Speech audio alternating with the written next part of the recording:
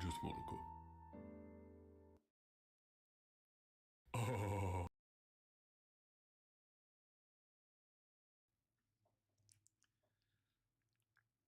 Good morning, good afternoon, and good evening. I am the Takonome, and welcome to my humble slice of the internet that is my Twitch channel. How is everyone doing today? Hope that you're having a good day today, and maybe even a good week so far. If that has not been the case, well, maybe this reading stream could be a bit of a bright spot to your day. And I see that Robsy is in chat. Hello, welcome to the stream. Hope that you're having a good, well, a good night for you because you're on the other side of the planet. Well, tonight we are going to continue reading Clockwork Twist, Book 9, Home by Emily Thompson. And I just realized something. I said that welcome to my humble slice of the internet that is my Twitch channel. That is purely muscle memory. I do not want to neglect anyone who may be watching on the YouTube channel. So if anyone is watching on YouTube, hello, welcome to the reading stream. From Robsy, it is 2 in the morning. My sleeping pattern is mixed up. I believe I have expressed my concern for your sleeping pattern in the past. I do hope that you can get a good night rest tonight when you do finally go to sleep. I didn't know you post these on your channel too. That's so cool. I've actually streaming on the YouTube channel as well. For those who may not know, I primarily stream on Twitch. I do the reading stream. I do a game stream every now and then. And sometimes I do a random stream. But for the reading stream, I've decided to test out dual streaming to Twitch and YouTube. So right now, I'm streaming to Twitch and YouTube channels, and I can interact with everybody in chat, whether you are at Twitch or you are in YouTube. I'm really enjoying a TV series I'm watching. I see. Well, as I said, we are going to continue reading Clockwork Twist, Book 9 by Emily Thompson. And for anyone who may be new to the stream, or maybe this is your first time and you're saying, oh, why, I've never seen this author before. Who is this author? Well, allow me the opportunity to tell you. Emily Thompson is a non-binary author and artist originally from Northern California. Although they adore steampunk and all things Victoriana, they also write science fiction and fantasy. After studying film and animation in university, Emily changed to a Japanese language focus and studied in Tokyo. After receiving a language degree and spending a number of years abroad, they now live in Washington and spend most of their free time writing in coffee shops, painting, crocheting plushies, coding, and playing lots of cozy video games. And that is our author for the evening. And I see that Robsy went over to YouTube to participate in the chat there. Unfortunately, I cannot see the YouTube emojis. At least not from my point of view. I cannot see it in OBS. But before we continue on, news. I have been saying this for the past month, so hopefully everyone remembers that next Saturday, there will be no reading stream. In addition to no reading stream next Saturday, there's also no community day next Sunday, because I will not be available to do either one of those. So unfortunately, I will not be around for, well, either event. But we will resume our normal schedule after next weekend. Because I do not believe that I have, oh, actually, no. There is another Saturday that I may not be able to do the reading stream. I will figure that out. I may be able to do the reading stream then, but I'm not sure if I'll be able to do community day that weekend. We shall see. I had something else I wanted to bring up. Oh, yes. Now this one is more for the people who like to watch my Twitch gaming streams or whatnot, or who are part of the Discord. By the way, if you would like to join the Discord, let me type that up here.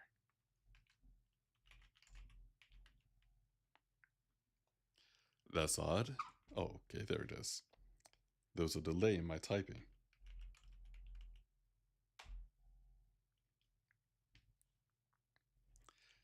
There we are. Oh, I see that Robsy also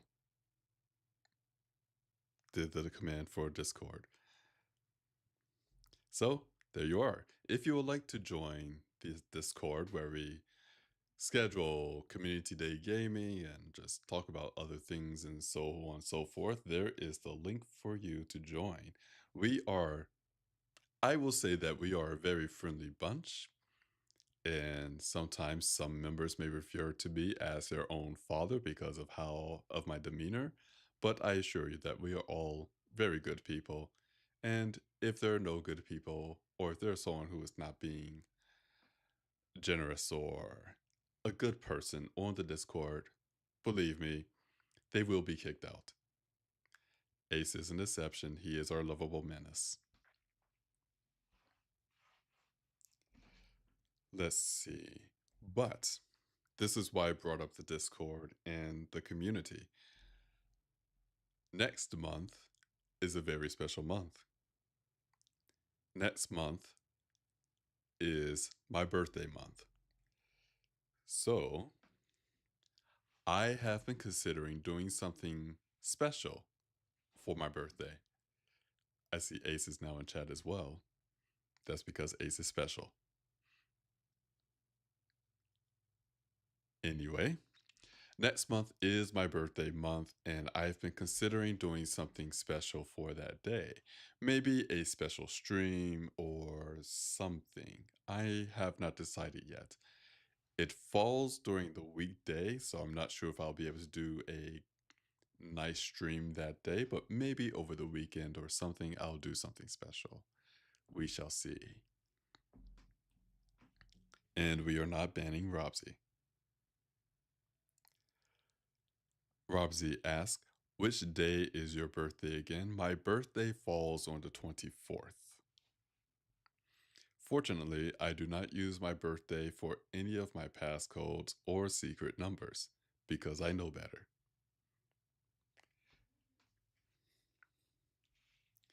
But I am considering doing something special for my birthday, a special stream. Maybe, there's a possibility of a 12-hour stream. We can do that. We will not be doing a 24-hour stream. You got one, and that's all. But a 12-hour stream, maybe even a 15-hour stream, I am open to that. But we will discuss and collaborate and so forth as we get closer.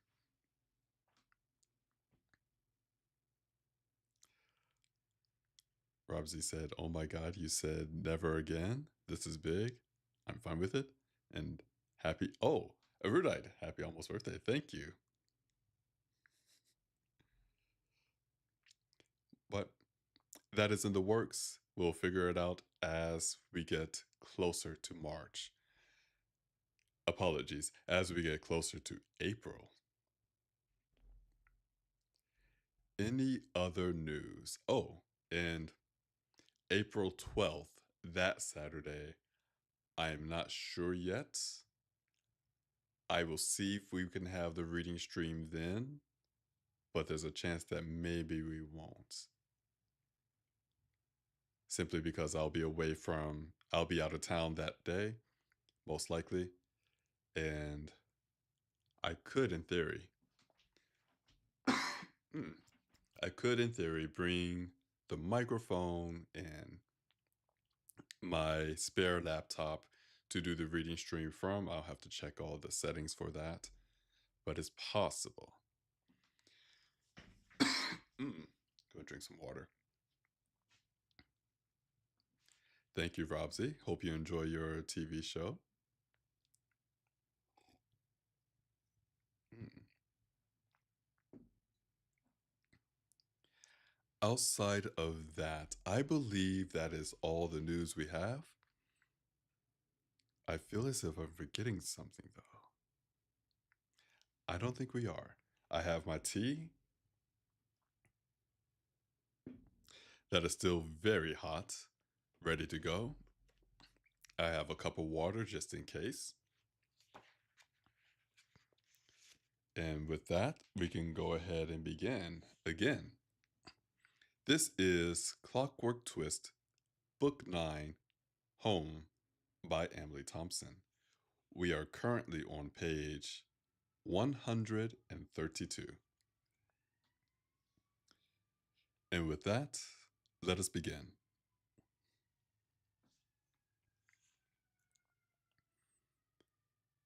When Pamut and the ladies returned, they happily announced that they had managed to find what they needed, despite the lateness of the hour. Jonas said that he wasn't at all surprised. Nassau was, after all, the sort of place that never truly slept. Pamut set to work immediately, scribbling on small bits of paper and muttering to himself. Once he'd finished drawing symbols on the papers, he pinned one to the door and one under each window. Noticing a small mirror that hung on the wall, he asked that it be taken out of the room. Kima complied, leaving the mirror in the hallway outside, face down on the wooden floor.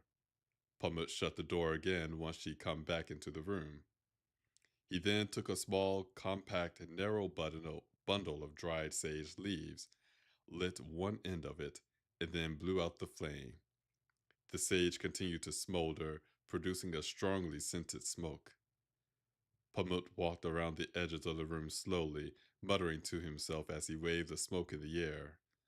Once this was done, he placed a small bowl of water on the floor in the center of the room and dabbed the smoldering end of the sage until the fire went out.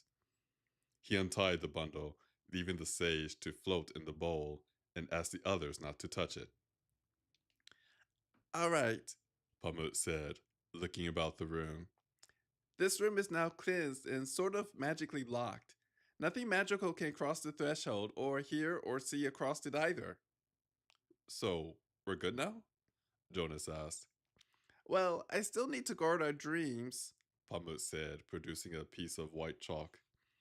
He reached down to the nearest bit of bedding and tried to lift the corner of a mattress with one hand while reaching out under it with the chalk.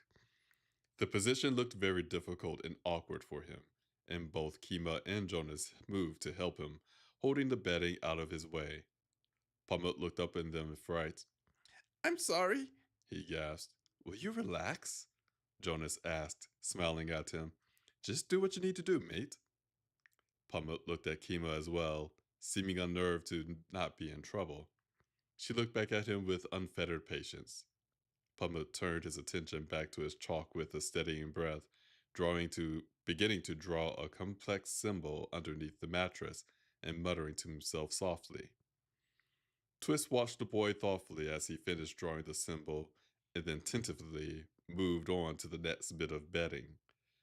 Kima, Jonas, and even Quay each moved to help the boy time and again as he worked his way around the room, drawing a symbol beneath each individual sleeping spot. Pamut never asked for aid. Indeed, he seemed uncertain every time it was given. He clearly expected nothing but hostility from others, and not getting it showed every sign of making him uncomfortable. Finally finished with the last one, Pamut nodded for the mat to be put back down on top of the symbol and then looked around the room once again. I think that would do it, Pamut offered.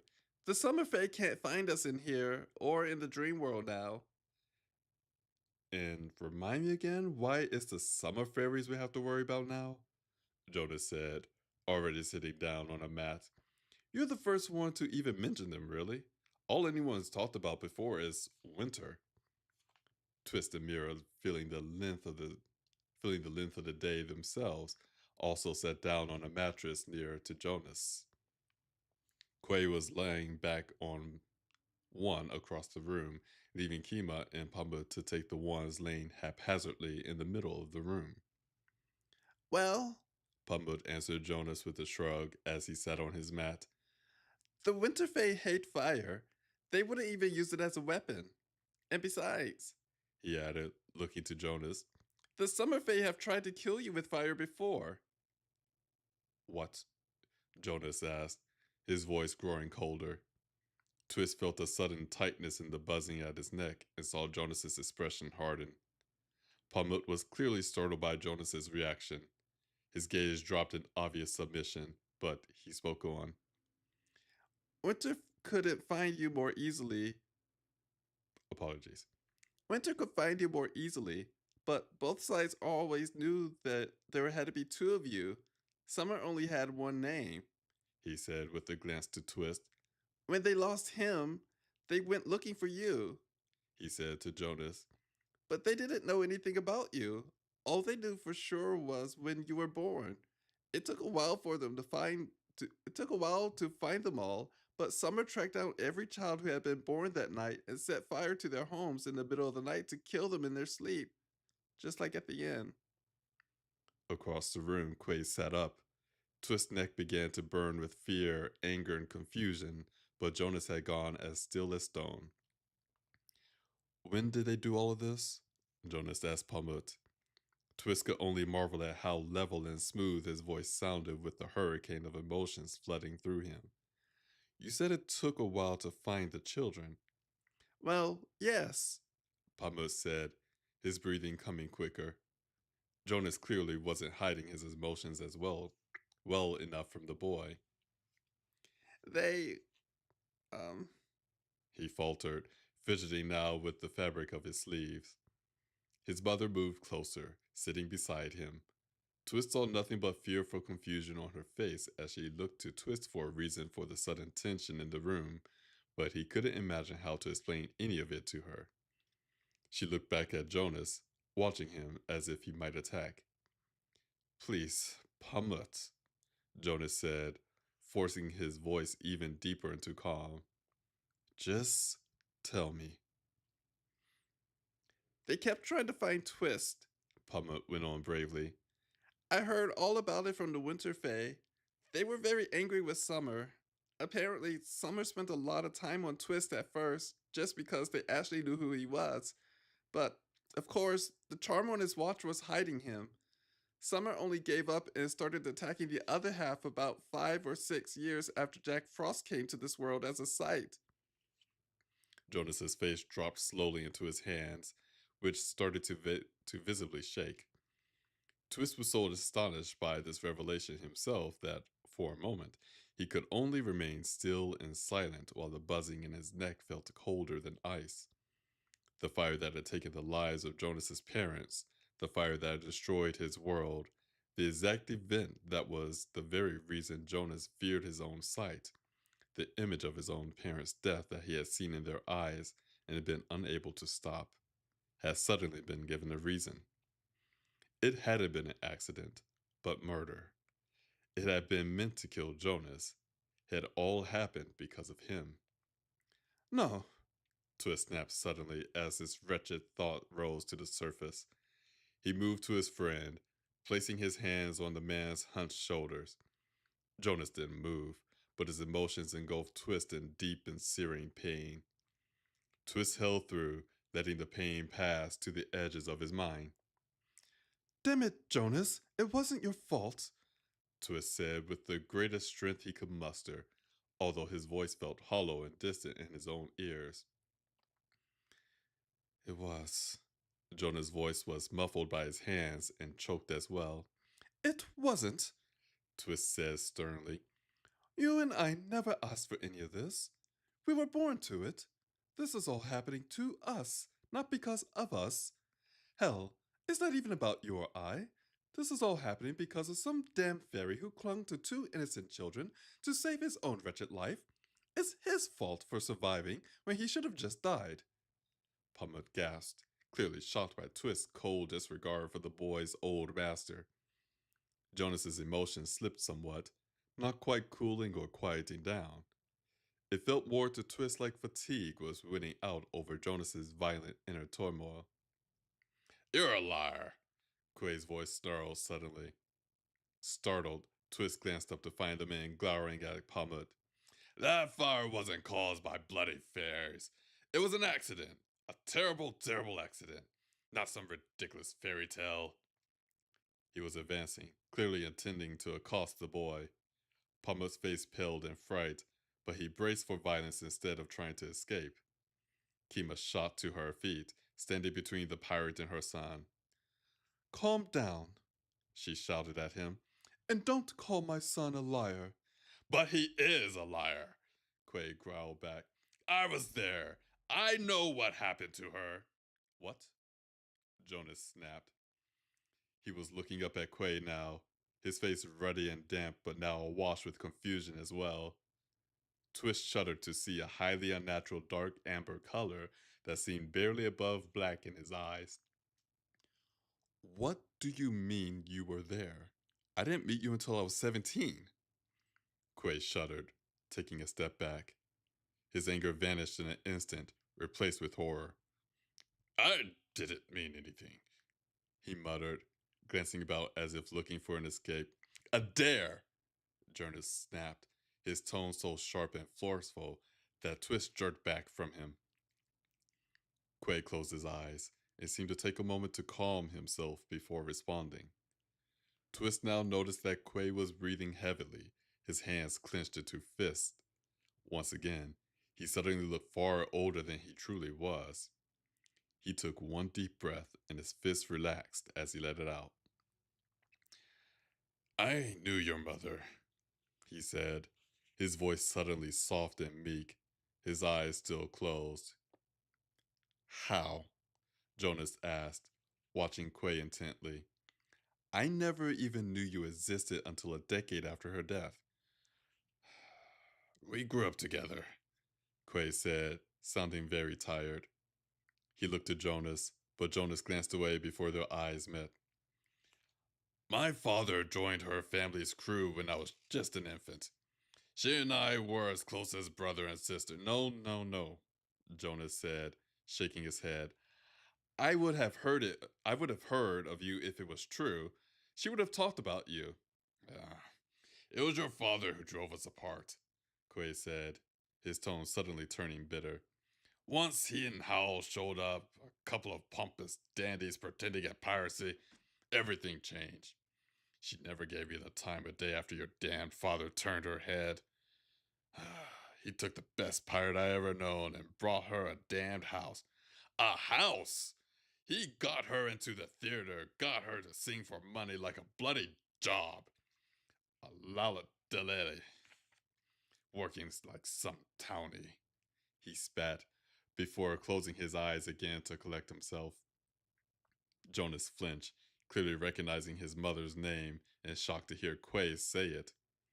Twist felt somewhat relieved, noting that Jonas's emotions had now calmed to a much safer level as he let himself be distracted by Quay. I'm not surprised that she never told you about me, Quay went on, his tone smoother now. It sounded more regretful than bitter. John always hated me. He probably convinced her that her life on the seas with me, was over. He kept me from even seeing her long before you and your sister were born. I finally had enough and challenged that blackguard to a duel. If I bested him, I would have taken all three of you back to sea, where you belonged. When was this? Jonas asked, frowning. The night of the fire, Quay said, sounding tired now. Not that I knew there was going to be a fire, but John never even showed up. Howell did. He said that he wouldn't let his little brother risk his life over something as pointless as dueling would be. And so he come to deal with me himself, like I was some filthy street urchin. Unlike your father, Hal was twice my size. He didn't even let me draw my sword before he beat me mercilessly and said that he'd kill me if I ever showed my face around John and his family again. Then he left me in the dust and went back to John's house. Quay gave a sigh, dropping down to sit on his mat again. I saw the glow of the fire from blocks away and knew it was in the direction of Allie's house, but I was in a bad way from the fight. By the time I got there, house was little more than a pile of ash. You, Arabelle, and Hal were already gone without a trace. The firefighters were still there, told me that 2 children had been saved from the fire, but no one else. When I ran across the Vermont years later, I thought it was fate. Your father might have been a bastard, but you and Arabelle were all that's left of Allie. Only Howard had still been around, he grumbled. So when I showed up and asked you for a job, Jonas droned, that's why you took me on without any hesitation. Quay shrugged. Arabelle looks like John, acts like him too. You look like Allie. I've seen her kindness in you when you forgot to hide it, and her strength as well. You remind me of her every time I look at you. And you never thought to tell me any of this? Jonas asked, sounding exhausted now as well. I thought it might disturb you, Quay said with a shrug. I knew she probably told you nothing about me. Why would you even have believed me? You likely would have thought I was just making it up. I knew Howell never would have said a thing. Hell, if he had been out fighting me and had been home that night, he might have been able to save more than just you and your sister. Twist suddenly suspected that Quay felt that way himself. If he'd won the fight, he might have been able to help as well. It was self-loathing and impractical thought, but it seemed like the sort of conclusion Quay might come to. And if Howell had let John fight me instead, Quay went on, if John had been the one to return in the nick of time, you might have at least been able to keep your father. Jonas glanced up, dangerously close to Quay's eyes. I thought you hated him. That doesn't make the man any less your father. Boys need fathers. Twist was surprised by the honest, open sincerity he now heard in the pirate's voice. Despite his obvious distaste for Howell and Jonas's father, he must have been able to see past his own feelings long ago for Jonas's benefit. It was clear that he had loved Jonas's mother. Now Twist began to see that at least some of that lost love had fallen on Jonas. In his own confused and manipulative way, Quay did care a great deal about Jonas. Perhaps he even hoped he might suffice as a surrogate father at some point. Twist suddenly understood why Jonas was now going to such great lengths to help Quay. He must have noticed the man's care for him, even if he didn't understand its source, and had been compelled to repay it. Apparently, he learned of kindness from his mother. It seemed somehow quite fitting that it was her ghost that was now reaching out to Quay through her son. Twist spoke gently into the deep silence that now filled the room. So, you see, Jonas looked at him with ash-gray eyes. Twist nearly smiled to see that the color had at least lightened. The fire was no fault of any man, Twist said with perfect certainty. It was those damn fairies having their own little war. Everything else was Howell and Quay's fault. None of it was yours. Jonas let out a quiet breath. He didn't exactly acknowledge Twist's comment, but Twist nonetheless felt Jonas's cold, inhospitable emotion slip ever so slightly in the direction of comfort. Across the room, Quay refrained from speaking up to correct him. Actually, Mira said, speaking just as gently as Twist had. Jonas and the others all looked to her, as if they forgot that she was even in the room. I think it sounds like Quay had a hand in saving your life, and Arabelle's too. How's that? Jonas asked, frowning at her. Well, she answered, if he hadn't challenged anyone to a duel, then Howell might have been in the house when the fire started as well. He might have died too, but instead he was away, and he came back just in time to save you and Era.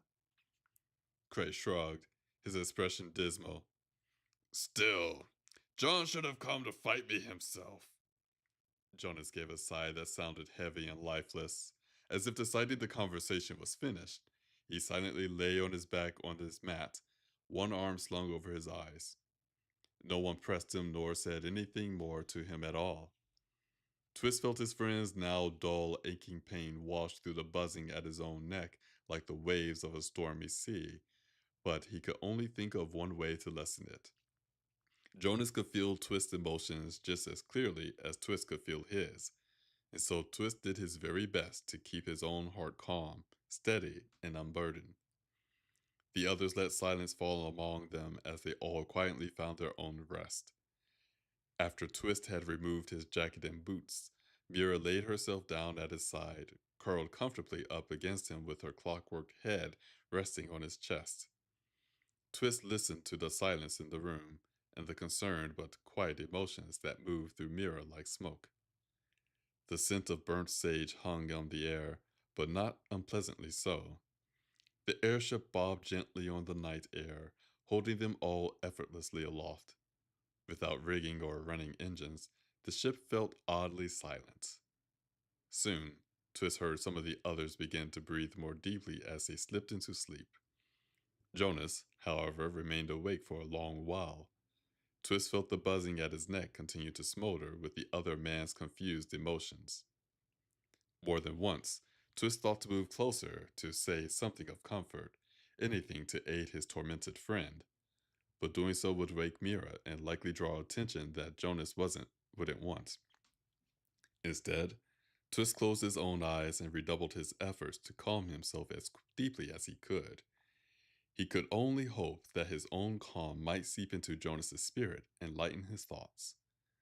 Twist distantly realized that this same connection between their sights, which had always been a source of comfort to both of them, was caused by the very same thing that had destroyed both of their lives. But entertaining such thoughts in the darkness and silence of early morning hours seemed dangerous, and so he did his best to put them out of his mind.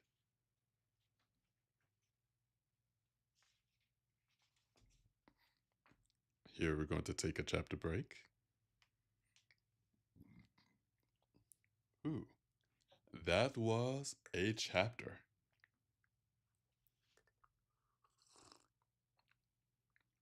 Hmm.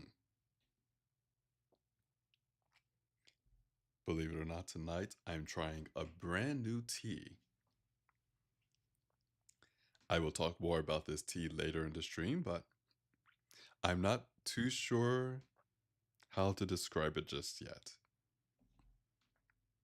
Maybe by the time we actually talk about it, I will know. Mm. It's an interesting taste, though. Exposition dump. Look out. Oh, are we getting a behind the scenes from the author? As we wait for this, I would like to take the time to thank everybody for joining this reading stream, whether you're here live on Twitch or YouTube, or you're listening to the VOD. I hope that you're enjoying the story so far, as well as the reading of this story.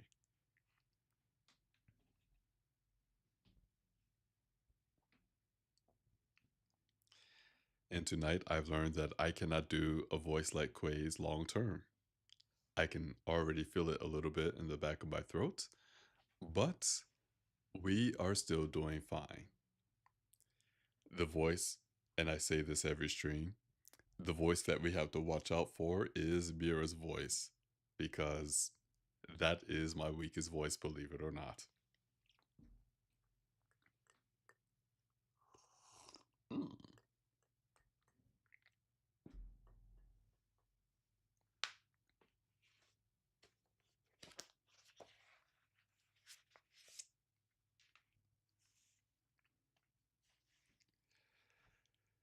And with that, I believe we are ready to continue the reading stream.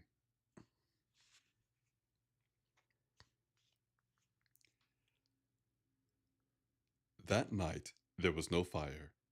Everyone awoke near midday, each one rising and quietly leaving the room to freshen themselves and get ready for the day ahead. Dressed in a freshly laundered suit, as clean and presentable as he could make himself with meager resources, Twist eventually stepped out into the brilliant tropical light that filled the glass covered deck. Somehow, the clear sunlight and wide blue sky made the disturbing revelations of the night before seem comfortably distant and dim. As he expected, Twist found Jonas already out on the deck. Unexpectedly, however, Kiba stood with him near the bow, the two of them both looking out over the sea. Twist approached unnoticed, but his steps slowed as he neared Jonas. The buzzing Twist felt in his neck murmured with a nervous, skittish energy, although Jonas and Kima both appeared to be only calmly chatting. Curiosity drew Twist closer, but he kept silent as he strained to hear the voices. Kima turned to look directly at Jonas from the side, her face appearing somewhat frustrated for an instant.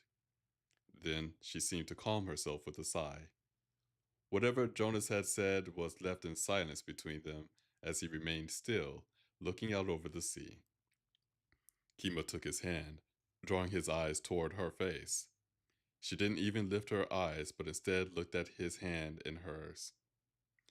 Your mother wouldn't want you to carry a burden that doesn't belong to you, she said softly, just loud enough for Twist to make out from a few steps away.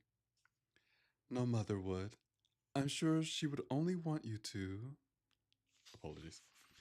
I'm sure she'll only want you to be happy. Blaming yourself doesn't honor her. Twist felt the buzzing in his neck chill so swiftly that he nearly shivered, but Jonas said nothing in response. He didn't move at all until Kima looked up to his face. Jonas turned away just enough to not catch her eyes. Especially so, Kima went on, for you have become such a good man. I'd be very proud if my son grew up to be as brave and kind as you.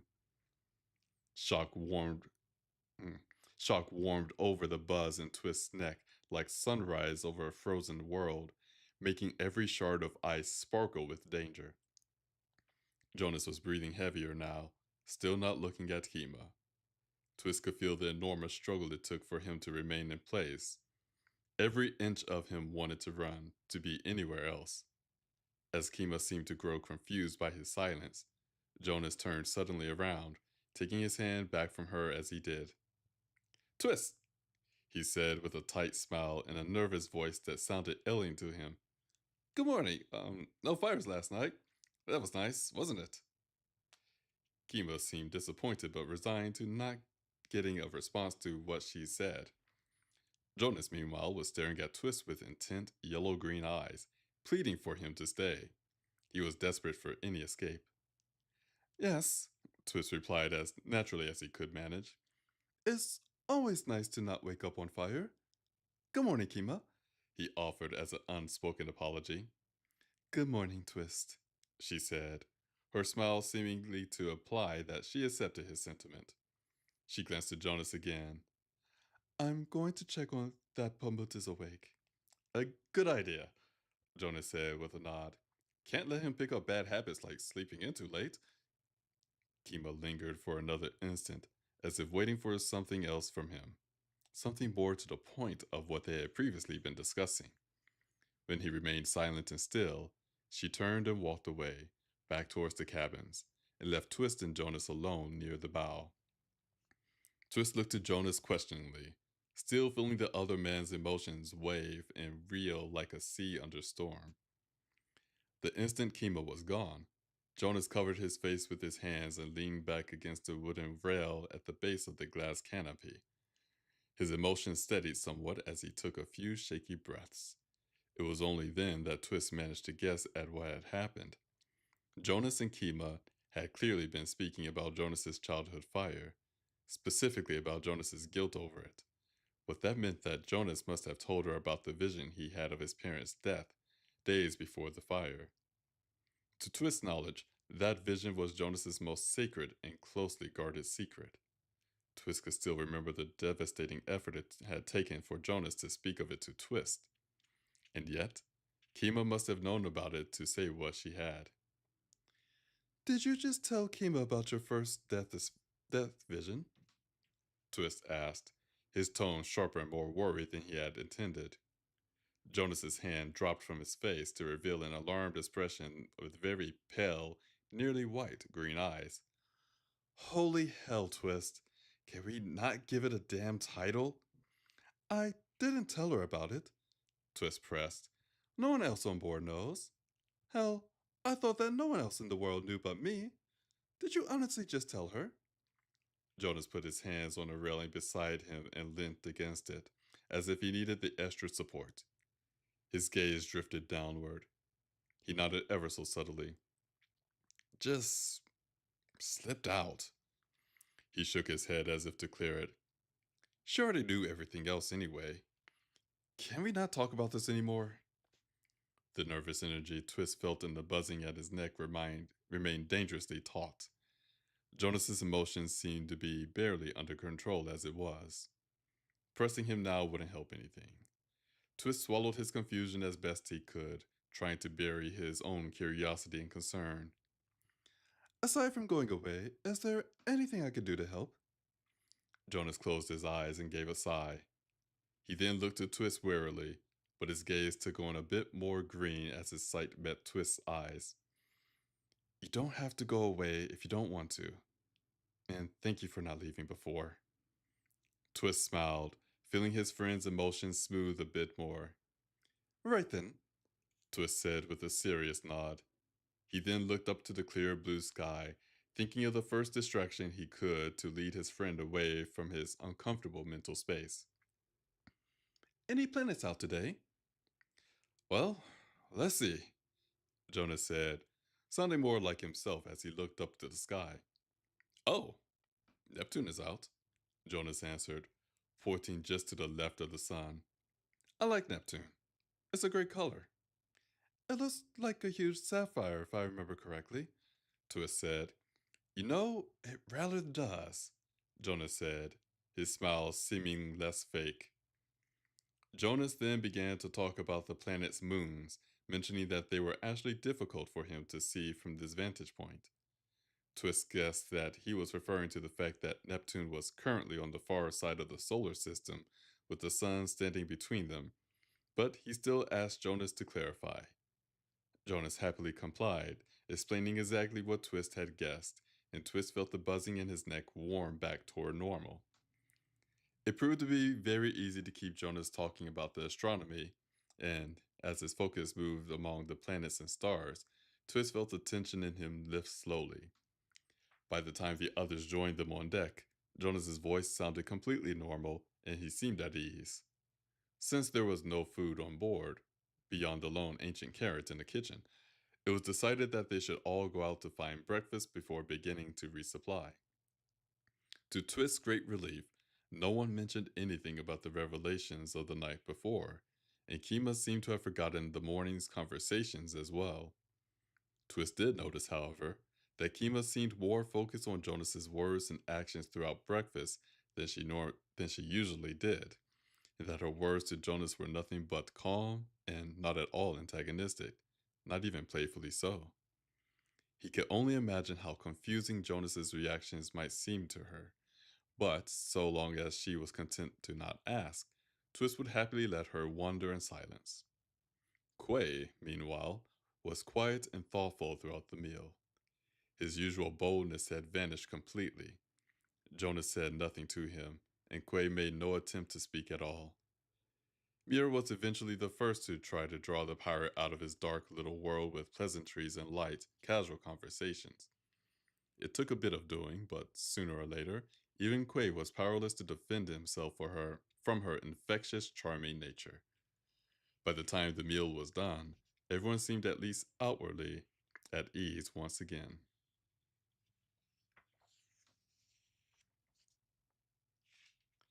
Here we're going to take a chapter break.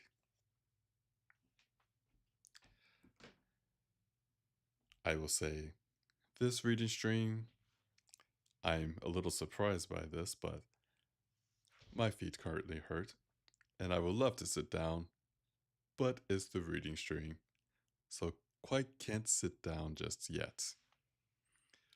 But despite my discomfort of standing up to do the reading stream, I do want to thank you all for joining this reading stream, whether you're here live or listening to the VOD. Hope that you're enjoying the story so far, as well as the reading of this story.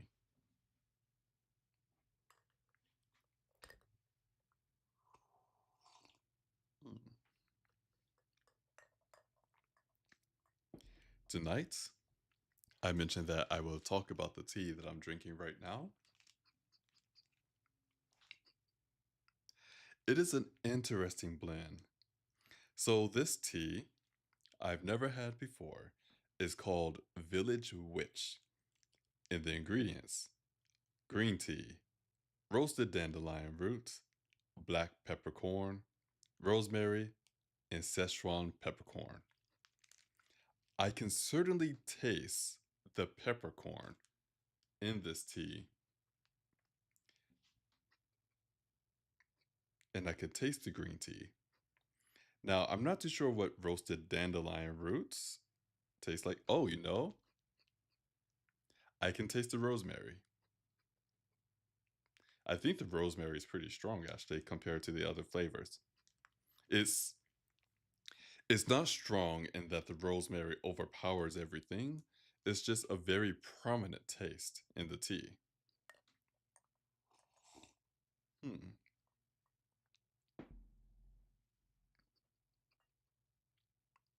It is it is an intriguing taste. I think that is the best way I could put it.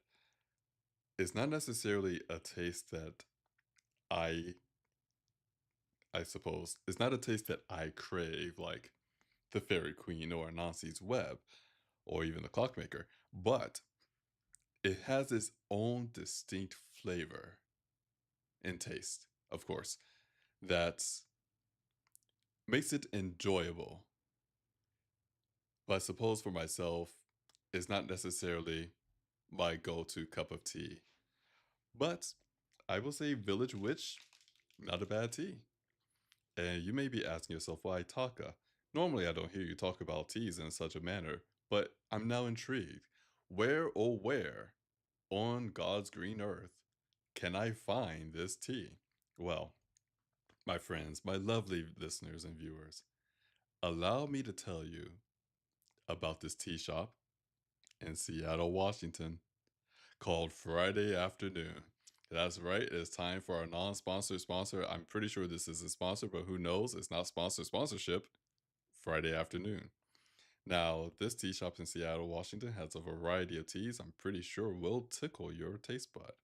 In fact, if you go to the website, www.fridaytea.com, you will find this wide selection of teas. Tonight, allow me the opportunity to tell you about a tea on their site called Elixir of Luck, which is apparently Nara's March pick. But this tea, the Elixir of Luck, is part of the T RPG. Is tea like the drink, and then T the letter RPG. Classes, spells, and potions collections. So you could check out the entire delicious collection online. But this Elixir of Luck description goes as follows. With this spice peach herbal blend, Lady Luck will always be with you. Warming cinnamon and orchard fruits make for a juicy treat that will have you feeling stronger, sharper, and ready for anything. The ingredients: cinnamon, orange peel, peach, apple, lemongrass, blue cornflower, and chamomile. That sounds really good, actually. And it is available as part of the spring fandom rotation, so it is available now until June 3rd. So if this is a tea that sounds interesting to you, I highly encourage. Again, the tea name is Elixir of Luck, and you can find it on www.fridaytea.com. And there are 2 reviews on the site for this tea, both 5 stars. And I fixed the website, or I fixed my browser so I can actually see the dates when these were posted. So, almost a year ago, April 2024, this person wrote, Warm and sweet. This is a warm dessert in a cup. I love the fruit and cinnamon combination on a cold or dreary day, and it's such a lovely, cheerful pale gold. Next time I order this, I think I'll ask them to add some glitter. Oh, that's interesting. And from April of 2023, I see April seems to be the best time to buy this. But April 2023, 5 stars, springtime with an autumn edge. The apple, orange, and cinnamon give a soft cider like vibe to the floral taste. Quite satisfying. And there you have it. You have two confirmed testimonies on the website that say that Elixir of Luck is a delicious tea. So, once again, if you'd like to try this tea or any other tea on the website, go to www.fridaytea.com. Again, www.friday, like the day, and tea, like the drink.com.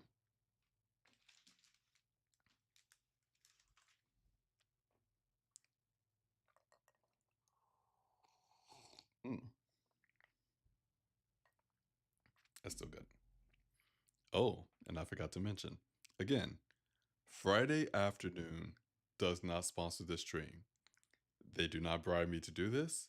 They do not give me free samples. Well, actually, hold on. There's an asterisk here.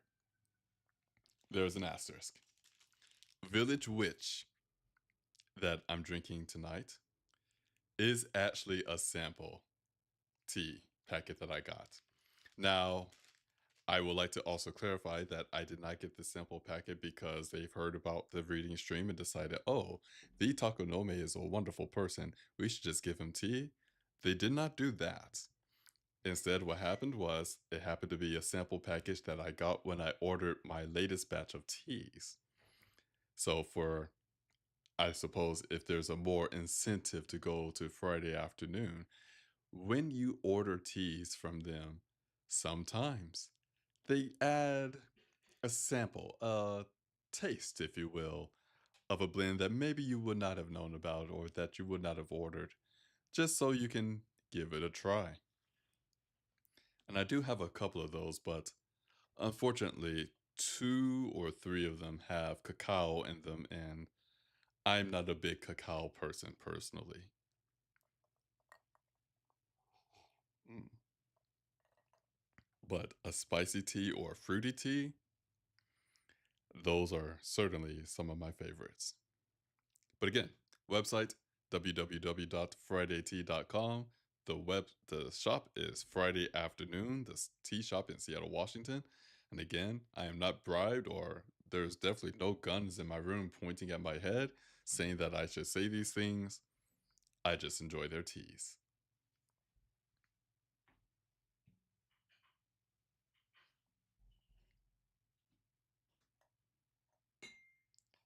I want to set this here.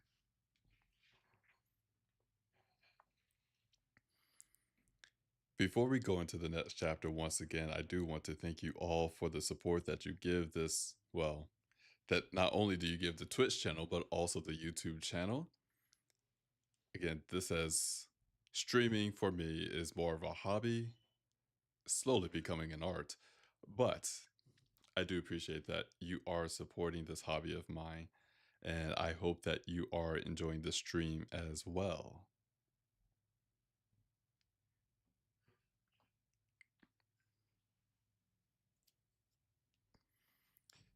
Alrighty.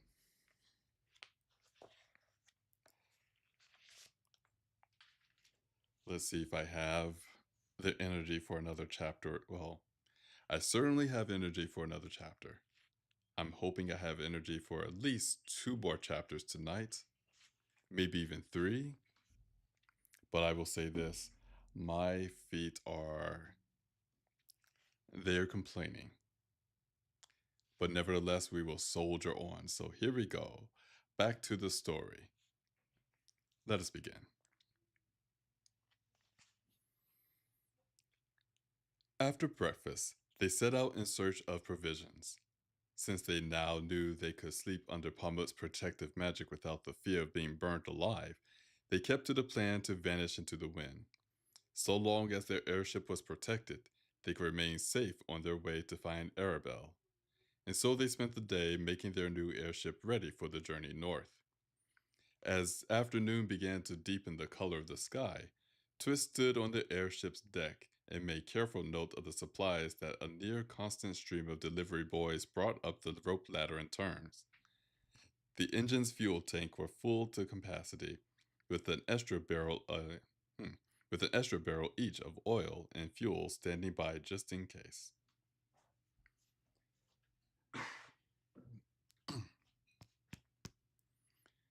Kima had checked the seams of the ship's balloon-like belly and found no flaws, but she ordered a bit of extra material and repair supplies just to be safe.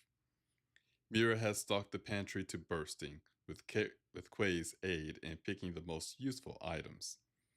Pamut ordered a bushel of dry sage, a full box of chalk, and white paint as well so that he could easily keep his magical protection in tip-top shape. "What's that?"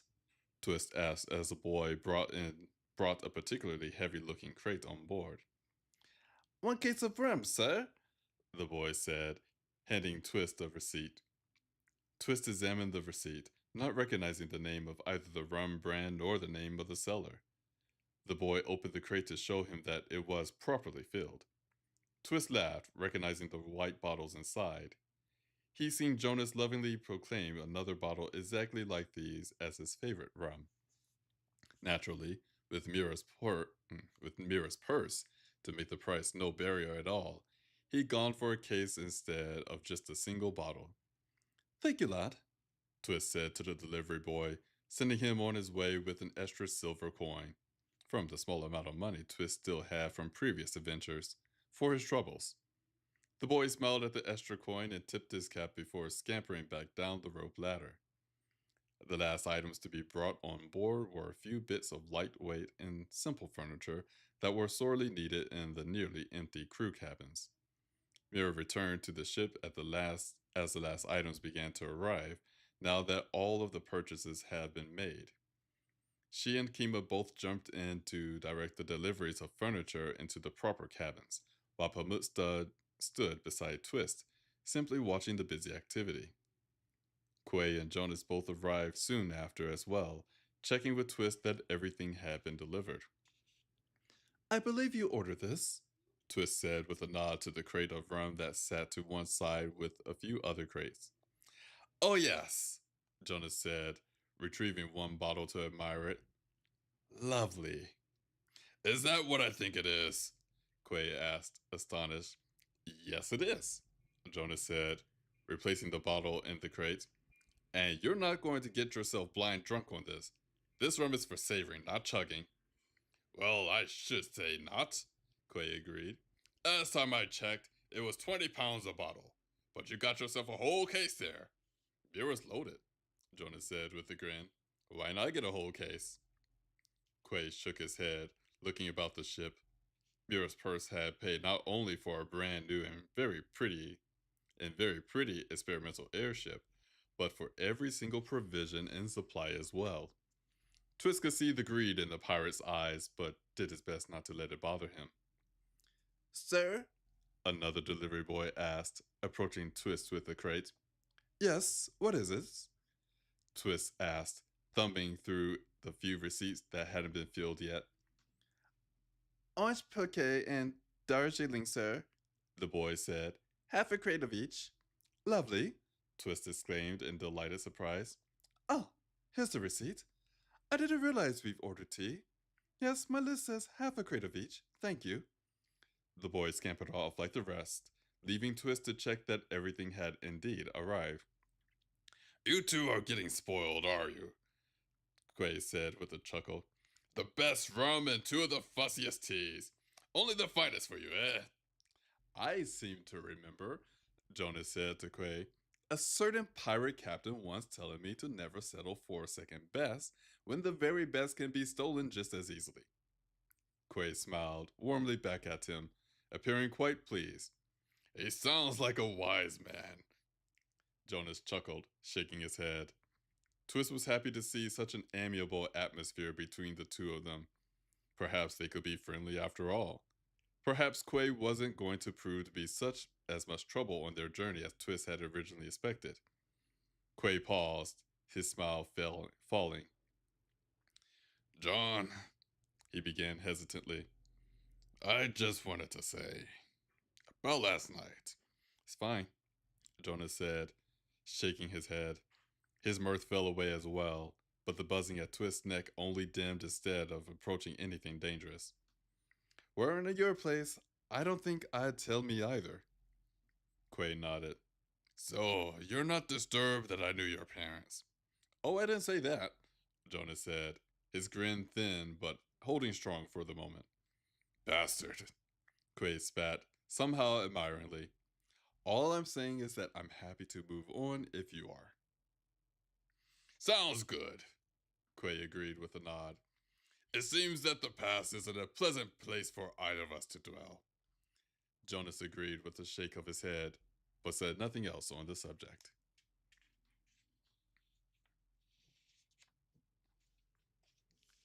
Here we're going to take a quick chapter break.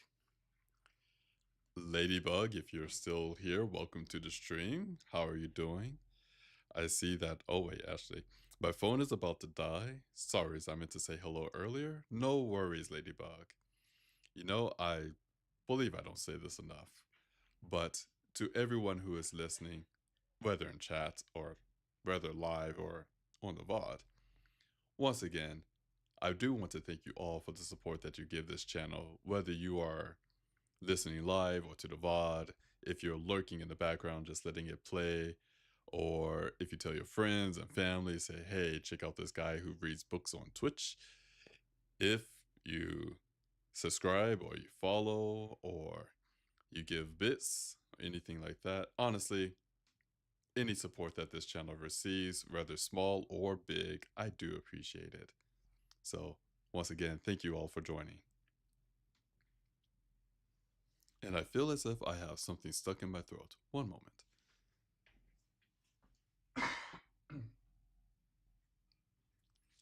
I think we're clear.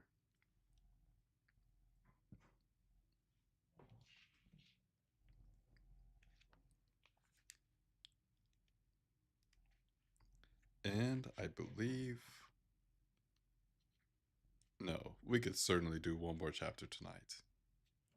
So we're going to do that.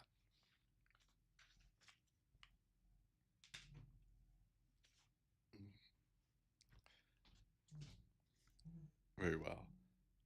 I'm going to take one more sip of tea here. Mm.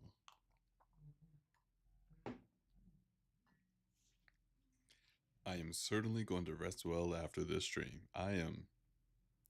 I'm feeling my energy leave, but again, and I believe we talked about this before, and I will probably always talk about this during the reading stream every now and then. It is fascinating to see how much reading aloud for an hour or so can really take away energy from you. It's just something when you think about it at face value, you just think, well, you're just reading for an hour or so it's no problem. But when you actually do it, and this isn't to like make myself look amazing or glorious or anything like that, but it's just a reflection here. Every time I do the reading stream, I'm reminded how much effort goes into reading aloud, as well as trying to perform in real time. But especially without knowing what's going to happen next, because this is brand new to me.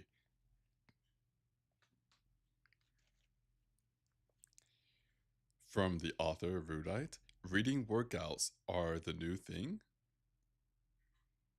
There's a question mark there. Reading workouts. I don't think I've done a reading workout before, unless you mean the reading stream. but they do feel like workouts. And not to mention, as I mentioned before, but I also stand up while doing the reading stream. So that, I don't know if I ever explained why I do this, but I stand up to do the reading stream so that my um, diaphragm chest isn't being compressed so that the voice can actually come out unimpeded, I suppose, to give it a more stronger presence, if you will. I hope it's working. I think it is. I'm less likely to slouch or to have the voice be constricted from slouching, I suppose. But I will say, oh boy, my feet. But enough about my bodily functions. Let us go into the next chapter.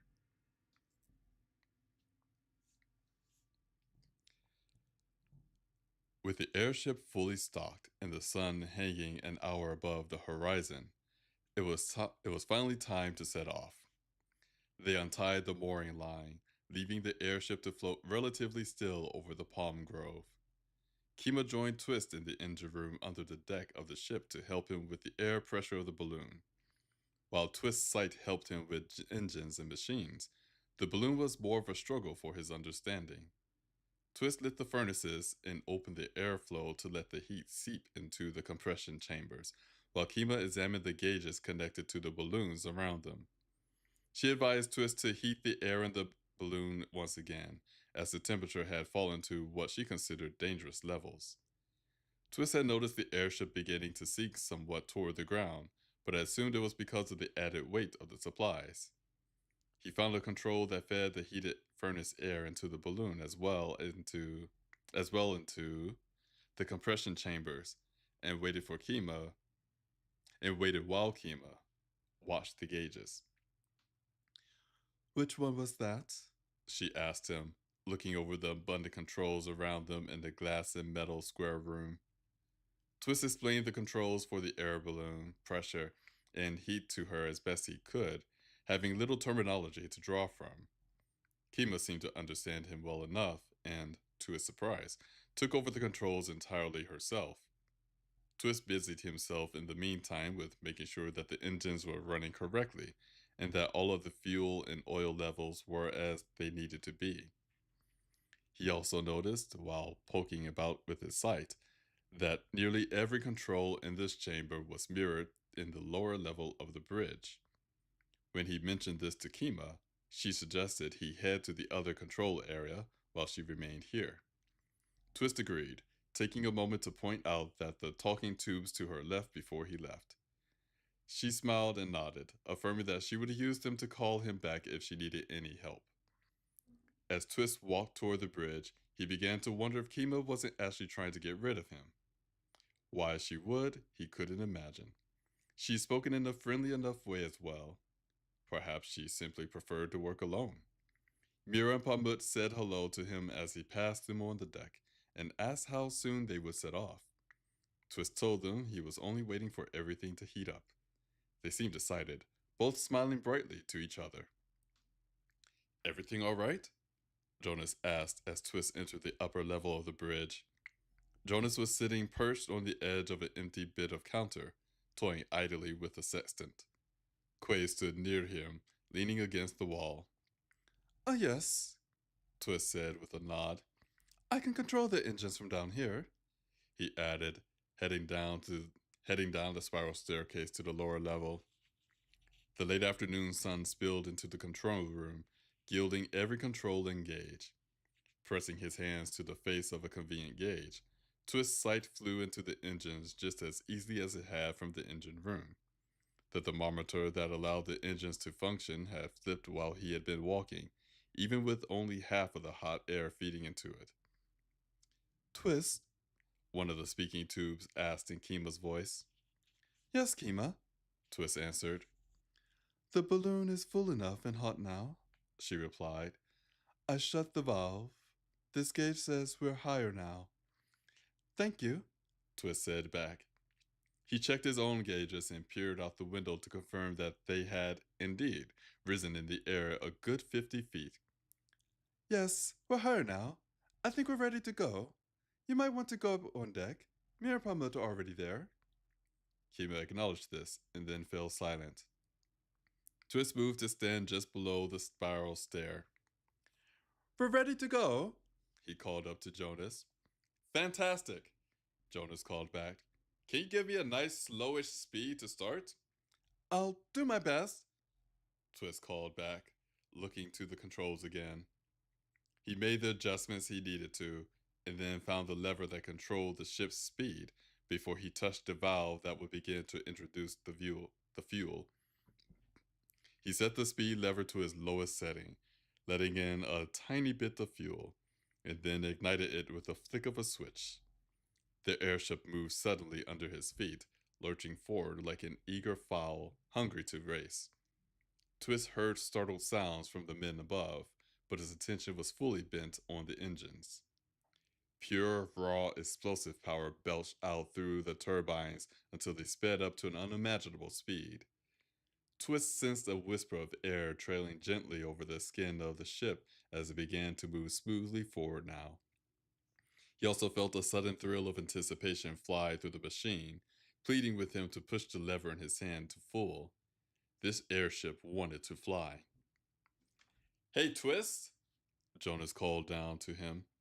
The steering isn't responding very well. Is something wrong? Hang on, Twist called back, already guessing at the problem. He left the speed set to low and joined Jonas above. Here, I think we need to open the wings, he said, reaching for control near the helm. Holding the helm steady, Jonas watched as Twist pulled the handle. Twist's sight followed the control back through the ship, and he felt it smoothly stretch out its long, lightweight metal and canvas wings. He shivered, sensing the air sliding over them easily and gathering below the gentle curve of the wings to effortlessly lift the ship. He used another handle to open a vertical tail that stretched up and back about 20 feet over the cabins, with its twins stretching out below as well. Oh, Jonas remarked with a smile. We have wings, do we? Just look at that lift, even at this speed, he added, pointing to a gauge. We've got a tail as well, Twist said. He glanced back at the spiral stair. The engines are anxious. They really want to go faster. Twist could almost imagine the engines staring back at him, judgmentally, for having left the controls. The engines want something? Quay asked with a skeptically raised eyebrow. Well, that fixed the steering, Jonas said, ignoring Quay. I think I got this. Go ahead and give us a little more speed. Not too much, though, until I get a feel for her. Twist nodded and returned to the speed control. He forced himself to focus on what he needed rather than what the engine wanted, as he gently pressed the lever forward. The turbine sped faster and faster as more of the fuel was let into the now constant explosions inside the compressed chambers, but Twist felt no sign of danger. His sight promised that every single bit of the ship was in good condition and working perfectly. The engine's thrill grew as the ship rushed forward into the open air. Twist felt the wind outside conspiring to raise them higher and higher as it rushed over the hull, and he reveled in the pleasant tension of the wings as they sliced through the air. He started to feel lightheaded from the rush and nearly forgot himself enough to press the speed control flat out, as the engines begged him to. He took his hand away from the lever, leaving it just under halfway to full, and took a moment to clear his head. It was then that he heard the delighted and heady sound of Jonas's voice from above. This is brilliant! Jonas exclaimed, grinning from ear to ear as Twist came up to join him. The ship turned under Jonas's control, sweeping to one side in an effortless and graceful curve that tilted the horizon by nearly 90 degrees. Terrified, Twist clung to the railing around the stairs. To his shock, gravity seemed to move with him, and he had no trouble keeping his feet as Jonas righted the ship and then swung it around to turn the other way while he let out very happy sounds. Careful, careful, Quay cautioned him. This thing handles like a dream, Jonas exclaimed. I bet she could do flips with a little more speed. Don't even think about it, Twist snapped. You keep this thing upright or I'm shutting it down. All right, Jonas grumbled. You two are no fun at all. You're as bad as the engines, Twist said, shaking his head. How are they running at this speed? Jonas asked, still sending the ship swooping from side to side, but much more gently now. They're still angry about not going faster, Twist said, and I can't imagine how they managed to contain all of the explosions as well. But other than that, everything is running perfectly. I can't see anything wrong at all. Fantastic, Jonas said, grinning wildly as he sent the ship into a sudden dip. Through the windows, Twist saw the horizon shoot up, and the ocean appeared directly before them, rushing at them as fast as a train. Twist's heart thundered with fright, but the ocean suddenly dropped below their view, replaced with the sun. It's so light, Jonas said happily. Hell, it's practically a swallow glider. I love this ship. I'm glad you're happy, Twist said, still clinging to the railing. But could you not fly like you did over the Sahara? Twist still remembered the harrowing flight they had taken in the early morning light, and a tiny wooden bird-shaped glider that was barely big enough to carry the two of them.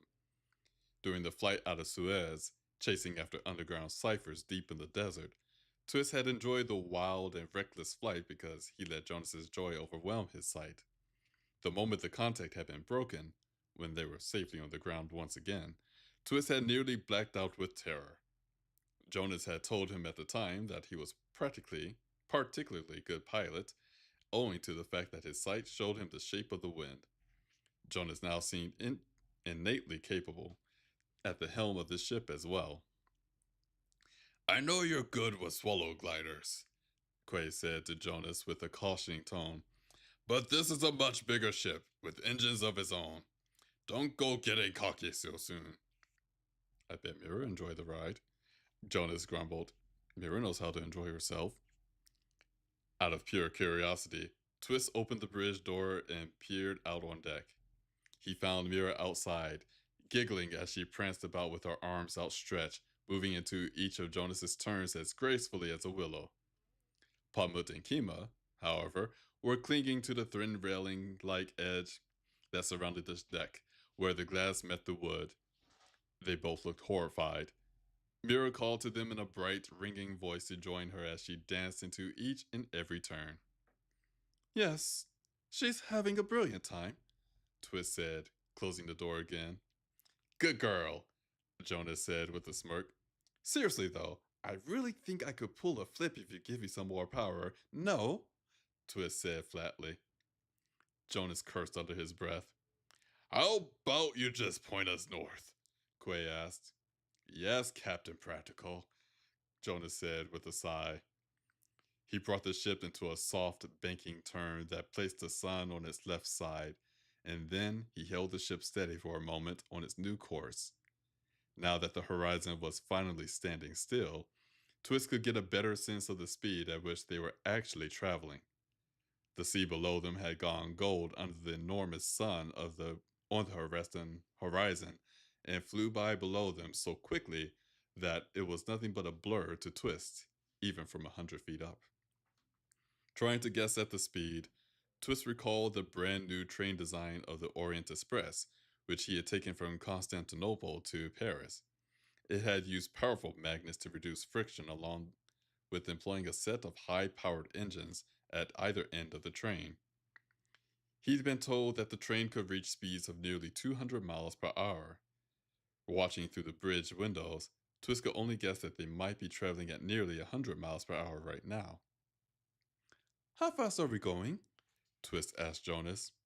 You're the engineer, Quay pointed out. That says 97, doesn't it? Jonas said, pointing to a gauge set in the console before the helm. What does KTS stand for? Twist asked, reading the gauge as well. Kite speed, Quay answered. Jonas laughed in surprise. Don't be mean, he snapped at Quay. It means knots, which is pretty close to miles per hour. This speed feels like feels near 100 to me. Are we running at full? No, we're not, Twist said, clutching the railing again. I just left it at just under half. Have I said I love this ship yet? Jonas asked. Because I really love this ship. He bent down swiftly and kissed the helm. You're a pretty girl, too, aren't you? He cooed, caressing the helm as he gently turned the ship left and right, but kept the course heading north. Would you two like to be alone? Quay asked, looking uncomfortable. We're pointed vaguely north now, Jonas said, clearly ignoring the comment. Shall we open her up? Oh. Shall we open her up, Twist? I want to see what this lovely dear can really do. You promise you won't try to pull a flip? Twist asked. Yes, yes, Jonas said with a sigh. Fine. I promise.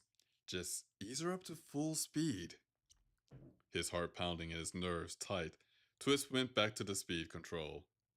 He took a deep breath and then reached out with his hand, laying it gingerly on the lever. The engine's impatience filled his mind instantly, pleading with him to throw the lever quickly to full. Twist fought the urge to comply, but instead eased the lever slowly forward. He felt the ship's speed increase instantly, and the engine screamed for more. His heart pounding and his breathing shallow, Twist slowly pushed the lever on, listening closely for any signs of danger. Finally, the lever pressed against the end of its range, and still the airship failed to explode. Twist watched curiously as the rate of fuel release in the chamber lowered slowly after a certain point, but the turbines only spun faster and faster. A contented calm spread throughout the ship around him as the engines pushed their very hardest, but somehow with the least effort. Twist couldn't explain this odd phenomena of sudden speed efficiency, but the bliss of the engine stole all worry from his mind. The engines sing peacefully, harnessing the immense fires within them with perfect ease. The hull slipped through the air as smoothly as a fish through water, without the slightest vibrations or snag. The wings held strong and steady, slicing through the air like a razor's edge, while a huge force of lift built beneath them and threatened to toss the airship into the stars. Looking out through the smaller windows on this level of the bridge at the golden setting sun, Twist's dizzy mind inexplicably filled with the thought that this mad ship might fly right into the sun if they let it.